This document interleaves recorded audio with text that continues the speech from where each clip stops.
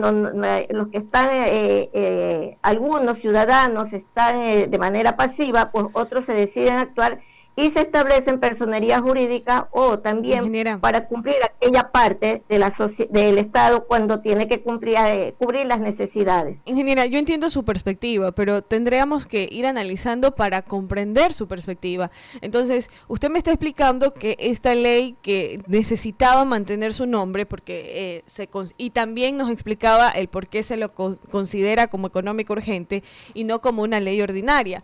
Pero, ¿por qué esa perspectiva suya? O sea, ¿cuáles son los principales cambios que introducen en la norma para las fundaciones o organizaciones sociales sobre el contenido neto de la ley? ¿O cómo se va a aplicar el tema de los fondos que van a recibir las organizaciones sin fines de lucros desde el extranjero? Porque eso es medular para entender. Hay muchísimas, por ejemplo, fundaciones aquí en la ciudad de Manta que ingresan recursos o que buscan trabajar beneficiando a la comunidad de manera general. Hay eventos que se realizan hacia las mujeres, hay otras que buscan un tema de urbanismo. Entonces, para ir entendiendo su perspectiva, necesitamos conocer sobre de qué se trata esta ley.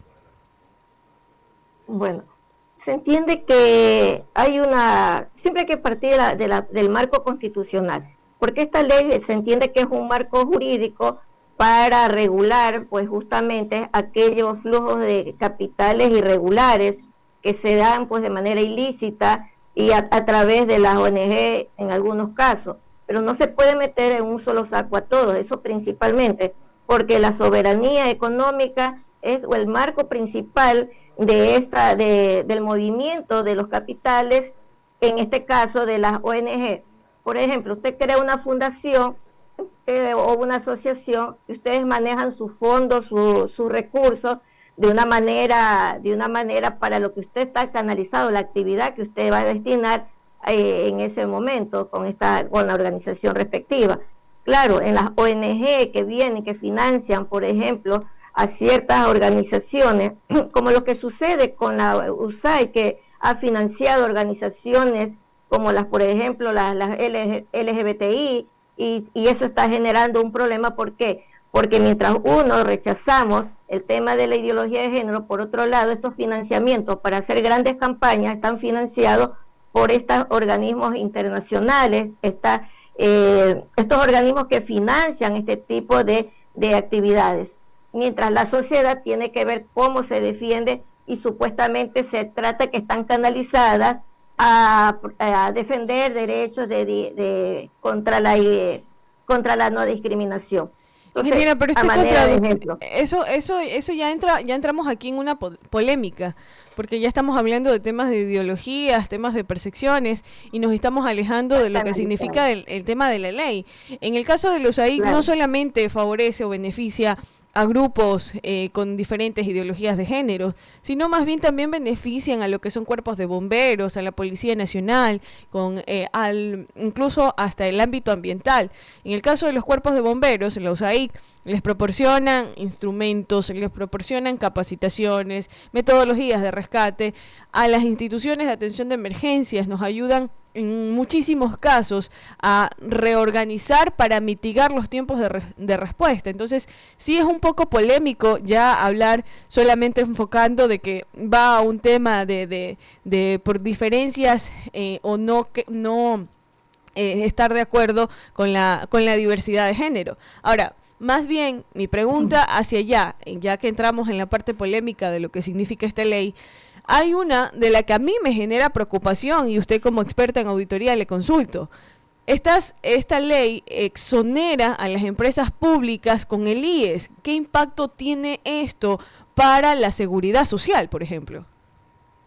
Es que justamente esos son los puntos que tenían que haberse debatido con más amplitud. O sea, esta ley debió haberse tomado su tiempo, o sea, no lanzarla como económica urgente, porque justamente requiere al incluirse a reformas a través de estas disposiciones, va a afectar otras leyes y en este caso se va a eximir de pago de multas, intereses a empresas que están en liquidación y las va a exonerar. O sea, en este caso esta ley está como limpiando y dándole exclusividad a quien paga y a quien no paga.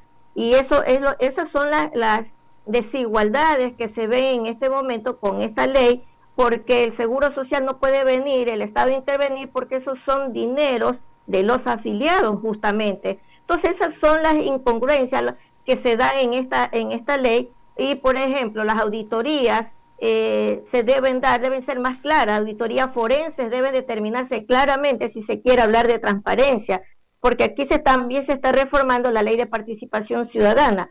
Hay una función del Estado que se llama transparencia y control social, y realmente ese es del poder ciudadano, pero aquí esa transparencia, que es un principio que debe cumplirse en todas las leyes, aquí se le está tomando más bien como una medida policial con sanciones aquellas fundaciones que de pronto por los requisitos que van a establecer, porque hay me imagino que van a cambiar, van a modificar los requisitos que deberán cumplir al registrar una personería jurídica u obtener la personería jurídica en el sistema unificado de información de las organizaciones sociales.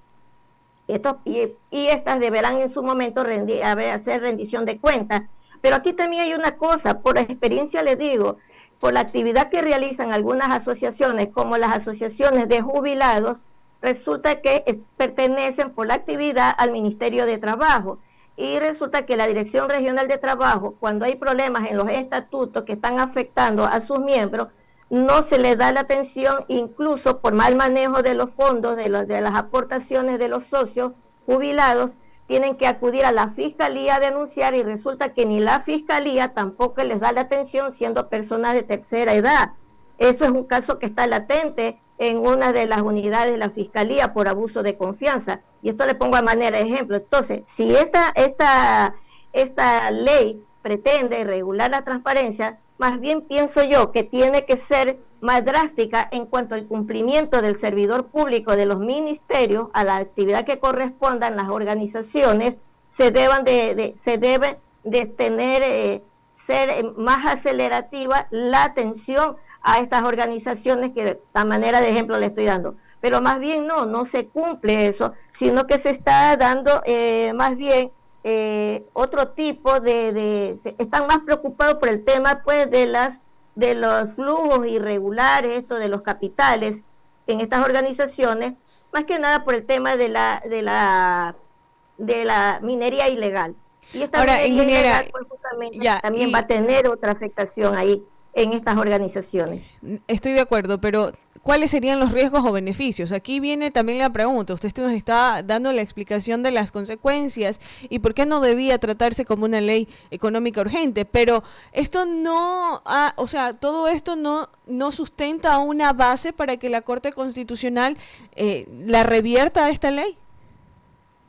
El momento que se está transgrediendo una norma constitucional, como es el derecho de asociación, y asimismo en el artículo 283 ahí está establecido lo que es la soberanía económica, y que el principio y el fin es justamente el ser humano, y estas organizaciones, bueno, sí hay que hacer una revisión, desde luego, porque también se ha venido abusando de esas libertades, de esas exenciones que han tenido en los controles, pero volverle a poner impuestos a estas organizaciones va a requerir que sí se eleve las debidas demandas por los vicios de inconstitucionalidad que se presentan en esta ley, porque si estamos buscando el objetivo, la protección, proteger los intereses de los ciudadanos, la seguridad, debe cumplirse con un poco más de amplitud, pero aquí lo que se está haciendo es con otros fines que intervenga la UAFE en ciertas fundaciones u organizaciones, en este caso las organizaciones que se manejan en la zona de las comunidades indígenas, y estas serían afectadas, por ejemplo, cuando rechazan y organizados ellos salen a protestar. Entonces ese derecho que ellos tienen por lo que se estén afectando, ellos de pronto hagan uso de esos fondos que cuentan para movilizarse por gastos de logística, y vendrá pues la sanción si de pronto van a hacer uso de esos recursos. Pero el Estado, ¿qué es lo que está buscando? Está buscando controlar y frenar, justamente, acallar a la sociedad civil con este tipo de disposiciones, porque la UAFE le está dando atribuciones a que puede, si es posible, mandar a aplicar medidas cautelares a los fondos de las organizaciones de estas comunidades. Y entonces ya estaríamos hablando que se la está manejando como si fueran organizaciones dentro del delito de terrorismo. Y eso no está bien, porque estaría afectando un derecho de libertad, que es justamente de expresarse. Y estos requisitos que se han agregado muchos más dentro de estos listos para poder sacar la personería jurídica o para eliminar, también va a afectar dentro de las reformas en la ley de minería. Por eso sí va a tener que llegar a demandas por los vicios de inconstitucionalidad en ciertas normas que se están exagerando y que están afectando justamente estos derechos. Y eso es lo que habría que ver. Por eso las auditorías sí son necesarias, pero aquí hay otra cosa. Se hace una reforma a la ley de participación ciudadana. Esa ley necesita hace rato, solamente esta ley necesita una serie de tratamientos y análisis, que se debería aplicar una reforma integral en cuanto a la participación ciudadana, y sobre todo en el control social, sobre todo en la rendición de cuentas, y más que nada que se cumpla la transparencia. Es ahí donde debe darse la transparencia, y no desde solamente el tema fundaciones, porque aquí se está viendo es un tema más de tipo económico, pero económico en el caso de frenar a la sociedad civil, a estas formas de organización, llámese fundaciones, corporaciones que existen, en la forma que se constituye la sociedad, y favorecer aquellas transnacionales de concesionarias mineras que quieren establecerse, y lógicamente necesita primero frenar a estas organizaciones, y lógicamente decir minería ilegal, pues lo mete a todos en un solo saco y decir que son capitales irregulares, pues no, y que están activando de manera ilícita. Pero eso es poner un calificativo de ilícito de una manera general, y debe ser más claro a qué nomás se está llamando que puedan ser ilícitos el manejo de estos recursos. Para eso es que van a intervenir la UAFE, para decir que donde se termine en los reportes como algún dato sospechoso, intervendría la UAFE y le da potestad para que pueda frenar los fondos de estas organizaciones. Ingeniera, hasta ahí estoy claro. O sea, usted está mencionando que esta ley que busca la transparencia social está prácticamente condonando deudas de empresas públicas, y que al mismo tiempo, en el mismo cuerpo legal, se están incluyendo el tema de las organizaciones y también el tema del IES, y que de un plumazo hay obligaciones millonarias de la seguridad social que podrían ser borradas al utilizar esta ley. Entonces estamos hablando de que de manera general, por eso los votos que obtuvo esta ley para ser aprobada fueron los justos y necesarios, los 77 de 151, la Corte Constitucional a la larga podría declarar la inconstitucionalidad parcial de esta ley. Entonces, no, dentro de la misma, en toda su explicación, no encuentro cuál fue la razón positiva entonces para que se haya aprobado, porque este tipo de normas, a mi criterio, lo que buscan es generar confianza y aumentar la percepción ciudadana, pero según su explicación, estamos hablando de temas totalmente contradictorios. Estamos hablando de que no es una ley de control y no es un tema de ley de control y transparencia, sino un tema de blindaje político, y que esto puede a la larga tener una especie de factura para los que son afiliados al IES. Claro, nos está afectando a diversos sectores de la sociedad, y hablando especialmente de los afiliados. Fíjese que ni siquiera la devolución del IVA lo quieren hacer correctamente, como quieren manejarlo. Si ellos se equivocan, lo tendrán que esperar las personas 90 días, y de esos 90 días ellos no van a pagar los intereses por la demora. Le estoy poniendo ejemplos de todo este tipo de irregularidades, porque esto está vinculado a esta ley de integridad pública. El Banco Central, que deja de ser parte del sector público, es donde va a concentrar el manejo de todos los dineros que puedan ser de pronto considerados de manera sospechosa, o sean por motivos ilícitos de manera general. O sea, la palabra es muy genérica, pero yo quiero dejar para reflexión que hay algo que tenemos que tener pendiente. Todas estas novedades que se están dando con estos vicios de inconstitucionalidad desde la Asamblea, porque esta es la cuarta ley que se está dando por iniciativa del presidente y que están cayendo en estos vicios, Es porque tenemos que recordar, hay un decreto 371 de Lenín Moreno, que fue en abril del 2018, y quiero que dejarle esta inquietud. El decreto en el artículo 1 dice, declarar como política pública del gobierno nacional la adopción de la Agenda 2030. Esto es lo que se está caminando, pero esta vez ya tiene una vinculación obligatoria jurídica en el Pacto del Futuro. Y el presidente está acelerando todas las modificaciones que se tenga que hacer.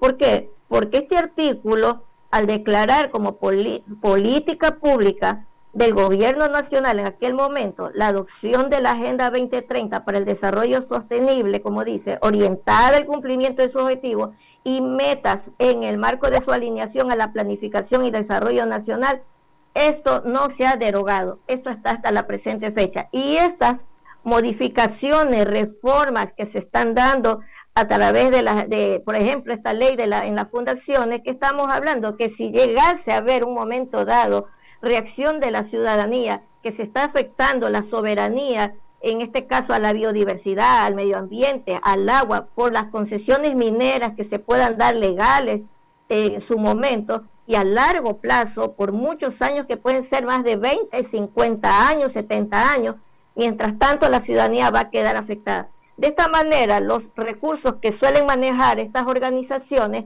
podrían ser un freno para acallar, atemorizar que estas personas, estas organizaciones, estas poblaciones, estas comunidades no salgan, porque el presidente está avanzando alineado a las imposiciones del Fondo Monetario dentro de las políticas que tiene que cumplirse de cooperación internacional, supuestamente. Pero esa cooperación internacional es para grandes instituciones transnacionales que quieren instalarse en el país. Pero esta ley no marca un antes y un después en la lucha contra el lavado de activos. O sea, ¿cuál es el problema de que se le busque por parte del gobierno nacional también a generar una transparencia del financiamiento de organizaciones en el Ecuador? Porque es lo que yo entiendo que esa es la parte inicial de esta aprobación de esta ley. Que lo que busca es hacer una transparencia del financiamiento de las organizaciones que existen en el país, saber cómo y cuándo y en dónde están invirtiendo, y quizás cambiándole la perspectiva y buscando el trabajo en conjunto, generar una alianza para decir, ok, la organización internacional tal está trabajando en tal sector, ¿cómo yo puedo potenciarla o yo cómo puedo trabajar con ella? Que es a mi criterio lo que tiene como buena intención la aprobación de dicha ley. Entonces, realmente es una ley que ha generado mucha polémica, que está generando diversas opiniones, y que de eso se trata, que los ecuatorianos nos empoderemos de estos temas. Ahora, no hay que parcializarnos con una sola cosa. Creo que tendríamos que seguir analizándola y también ir en la parte, porque hacia allá va mi pregunta, en la parte ya técnica, como usted experta auditora, ¿qué podría o cómo podríamos hacer para ir entendiendo cada una de las leyes económicas urgentes que se están aprobando? Entiendo que todos estos cambios generan que ya los procedimientos internos con el SRI, con el IES, cambien en su manera de ejecutar, si no me equivoco.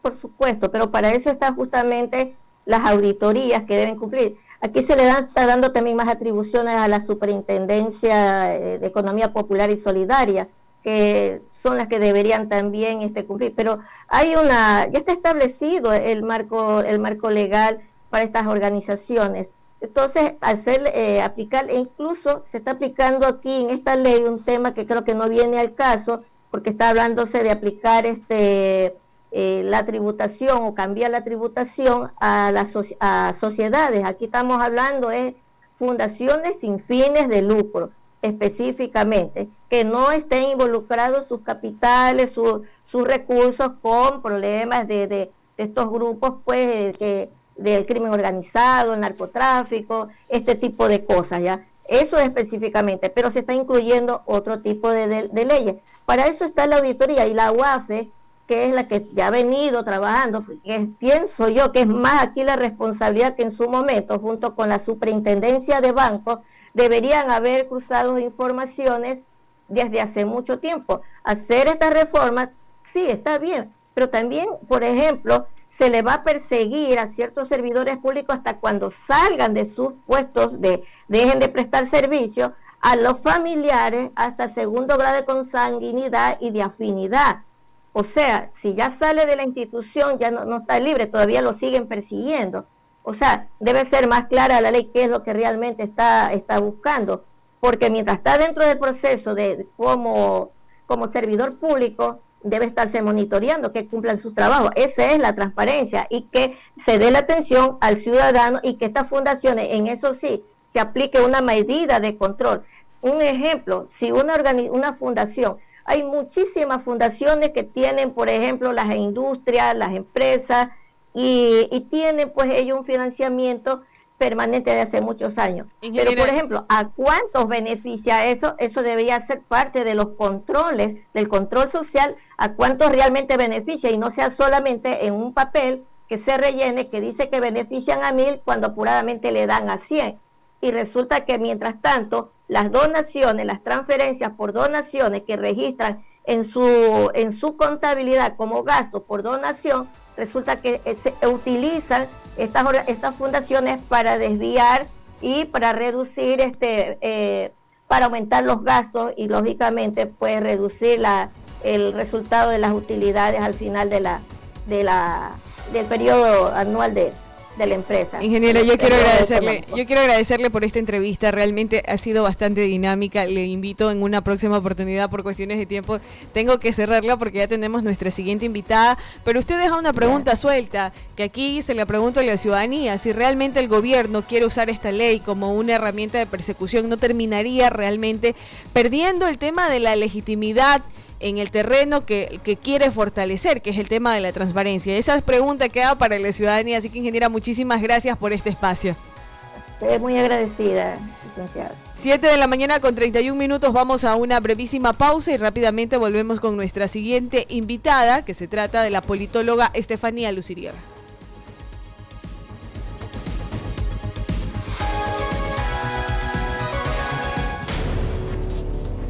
Ya regresamos en Cómo Amaneció Manabí.